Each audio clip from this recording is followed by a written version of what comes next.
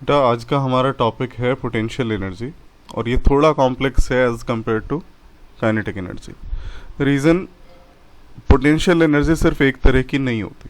Potential energy multiple ways में हो सकती है। ग्रेविटेशनल पोटेंशियल एनर्जी हो सकती है, इलेक्ट्रिक पोटेंशियल एनर्जी हो सकती है, मैग्नेटिक पोटेंशियल हो सकती है, इलास्टिक पोटेंशियल हो सकती है और हर एक को डिफाइन करने का तरीका थोड़ा बहुत अलग हो सकता है, स्लाइटली वेरी करेगा। फिर हम इनके बारे में पहले पढ़ेंगे, उसके बाद उसे जनरलाइज करेंगे, एक कॉमन डेफिनेशन सबके लिए लेंगे। तो सबके बारे में जब हम पढ़ना चाहते हैं अलग अलग, तो एक चीज़ ध्यान रखिए। देखिए, फोर्सेस को दो कैटेगरी में डिवाइड किया जा सकता है। एक कैटेगरी होती है कांटेक्ट फोर्सेस, दूसरी कैटेगरी होती है non contact forces. Contact forces and non contact forces. Contact forces उन फोर्सेस को कहते हैं जिनकी एप्लीकेशन के लिए, जिन्हें अप्लाई करने के लिए आपको एक्चुअल फिजिकल कांटेक्ट की ज़रूरत पड़ती है। मान लिया आप एक फुटबॉल को किक मारना चाहते हैं, तो your foot must touch it, आपका पैर उसे छूना चाहिए। आप दूर से उसे किक नहीं कर सकते।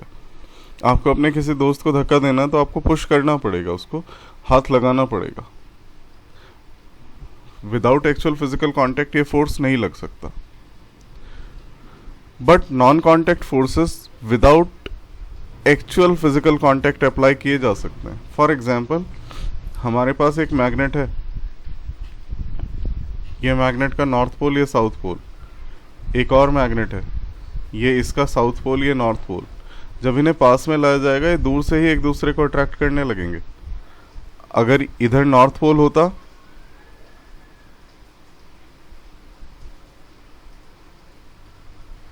तो ये दूर से ही एक दूसरे को रिपेल करने लगते, एक्चुअली टच करने की ज़रूरत ही नहीं पड़ी। अब जैसे सन हम पर फोर्स लगा रहा है, अर्थ पर, सन हमारी अर्थ पर फोर्स लगा रहा है, बहुत दूर है, 14 करोड़ 96 लाख किलोमीटर दूर है अर्थ से सन, बट स्टिल फोर्स लगा पा रहा है दूर से ही। इस तरह के फोर्सेस को कहा जाता है नॉन कांटेक्ट फोर्सेस या फील्ड फोर्सेस। अब अगर हम एग्जाम्पल्स की बात करें, तो कांटेक्ट फोर्सेस का एग्जाम्पल में आता है, most common example is friction. Without contact friction नहीं लग सकता।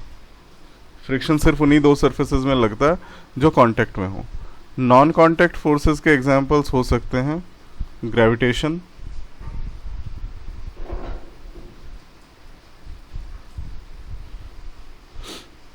इलेक्ट्रोस्टैटिक फोर्स,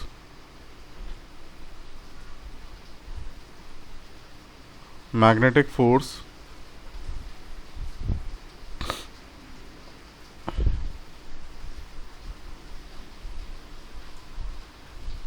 तो इस तरह के फोर्सेस को फील्ड फोर्सेस भी कहा जाता है।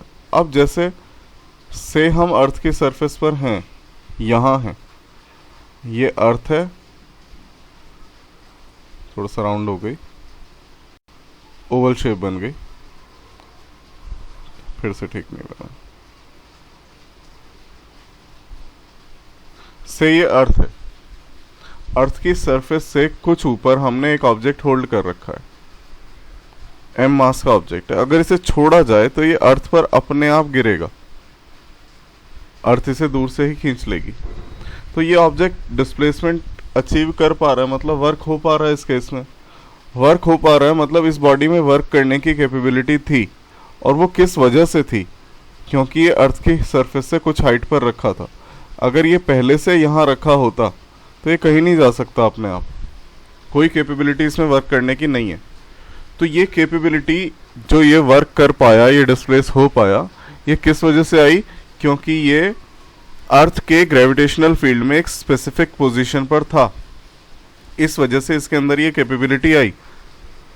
अगर ये इस स्पेसिफिक पोजीशन पर ना होता, से सरफेस ऑफ अर्थ पर होता, तो इसमें ये कैपेबिलिटी ना होती। इसी तरह से अगर हम बात करें, कुछ चार्जेस हैं, दो सिमिलर चार्जेस हैं, एक दूसरे से सर्टेन डिस्टेंस पर रखे हैं। ये दोनों एक दूसरे को रिपेल करेंगे। क्यों रिपेल करेंगे? क्योंकि ये दोनों एक दूसरे के इलेक्ट्रिक फील्ड में रखे हैं। इनकी स्पेशल पोजीशन की वजह से ऐसा हो रहा है। इन द सिमिलर वे मान लिया हमारे पास एक इलेक्ट्रिक फील्ड है, इस इलेक्ट्रिक फील्ड में हम एक पॉजिटिव चार्ज को छोड़ दें तो पॉजिटिव चार्ज मूव करने लगेगा अलोंग द इलेक्ट्रिक फील्ड। ये कैपेबिलिटी इसमें किस वजह से आई? इलेक्ट्रिक फील्ड में होने की वजह से। अगर ये इलेक्ट्रिक फील्ड में ना होता तो ये इस तरह से मूव ना करता। इसी तरह से कोई मैग्नेटिक फील्ड में रखी होती है तब उसमें वर्क करने की कैपेबिलिटी होती है। तो इन जनरल हम क्या कह सकते हैं, in case of non contact forces हम कह सकते हैं किसी भी फोर्स फील्ड में स्पेशल पोजीशन की वजह से किसी ऑब्जेक्ट में एनर्जी हो सकती है और इस एनर्जी को कहा जाता है पोटेंशियल एनर्जी। मैं रिपीट कर रहा हूं, एन ऑब्जेक्ट में possess energy due to its special position in a force field and this energy is known as potential energy. For example, if a mass is located at a height above the surface of earth in gravitational field of earth, then it possess gravitational potential energy. यदि कोई मास अर्थ की surface से किसी particular height पर रखा है अर्थ के gravitational field में, तो ये ग्रेविटेशनल पोटेंशियल एनर्जी होल्ड करता है। इसी तरह से अगर कोई चार्ज इलेक्ट्रिक फील्ड में रखा है तो वो इलेक्ट्रिक पोटेंशियल एनर्जी होल्ड करता है। अगर कोई मैग्नेटिक फील्ड में रखी है तो वो मैग्नेटिक पोटेंशियल एनर्जी होल्ड करती है। तो in general we can say that an object may possess energy due to its special position in a force field and this energy is known as potential energy. अब ये तो force field से related energy की बात हो गई। एक और फॉर्म में हो सकती है पोटेंशियल एनर्जी। फॉर एग्जांपल, एक स्प्रिंग है, हमने इसको थोड़ा खींच दिया, ये स्ट्रेच हो गया। अगर हम इसे छोड़ेंगे तो ये वापस अपनी पोजीशन में जाएगा, मतलब ये वर्क कर पा रहा है। तो इसमें वर्क करने की कैपेबिलिटी कहाँ से आई? इसमें वर्क करने की कैपेबिलिटी आई है स्ट्रेच होने की वजह से। ये स्ट्रेच हो गया था, हमने इसे स्ट्रेच कर रखा था, खींच रखा था, और उस वजह से इसमें एनर्जी ये जेट डेवलप हुई है। इसी तरह एक बो एंड एरो, एक तीर धनुष बाण वाला सिस्टम की हम बात कर रहे हैं। एक बो एंड एरो है, फिर हम बात कर रहे थे ये स्प्रिंग अपनी ओरिजिनल पोजीशन में जा पाता है क्योंकि इसको हमने स्ट्रेच कर रखा है, ये वापस जाएगा। इसी तरह अगर एक बो एंड एरो सिस्टम की बात करें हम, एक धनुष बाण की, तो जब हम बो को स्ट्रेच करते हैं और एरो उस पर इम्पोज्ड होता है, बो को छोड़ते ही एरो को एकदम से काइनेटिक एनर्जी मिलती है। वो कहाँ से मिली?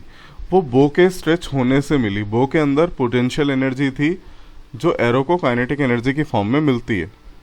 तो ये दोनों एनर्जी किस वजह से आई? क्योंकि ये जो सिस्टम थे ये in the state of stress थे, ये तनाव में थे, ये in the state of stress थे। तो स्ट्रेस की वजह से भी पोटेंशियल एनर्जी हो सकती है और इस पोटेंशियल एनर्जी को कहा जाता है इलास्टिक पोटेंशियल एनर्जी।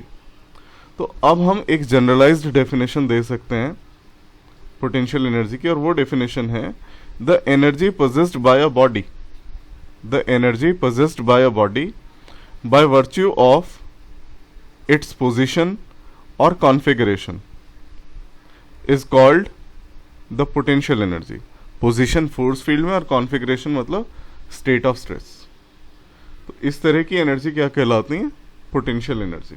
मैं रिपीट कर रहा हूं, the energy possessed by a body by virtue of its position और configuration is called the potential energy. इस वीडियो को मैं यही वाइंड अप कर रहा हूँ। नेक्स्ट वीडियो में हम ग्रेविटेशनल पोटेंशियल एनर्जी कैलकुलेट करेंगे और elastic potential energy of a spring calculate करेंगे।